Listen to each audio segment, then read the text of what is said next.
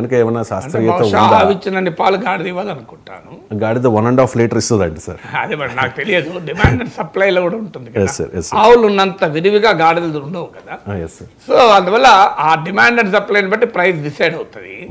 So మీకు of course ఆవు పాలకు ఉన్నంత డిమాండ్ గాడిద పాలకి ఉండదు. ఆవు పాలు లీటర్లు తీసుకుంటాం ప్రతిరోజు, గాడిద పాలు తీసుకోలేం కదా.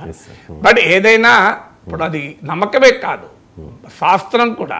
ఇప్పుడు మనకు నేనేం ఆయుర్వేదం నిపుణుని కాదు, ఆయుర్వేదంలో ప్రవేశం ఉన్నవాని కాదు, కానీ జర్నలిస్ట్గా అన్ని జాక్ ఆఫ్ ఆల్ ట్రేడ్స్ అంటాం కదా.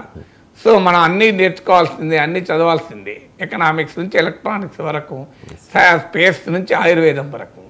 నాకు తెలిసినంత వరకు ఆయుర్వేద మూల గ్రంథాలైన సుశ్రుత సంహిత, చరక సంహిత, ఈ రెండు అందరికీ తెలుసు మనకు. సుశ్రుతుడు, చరకుడు ఆయుర్వేద పితా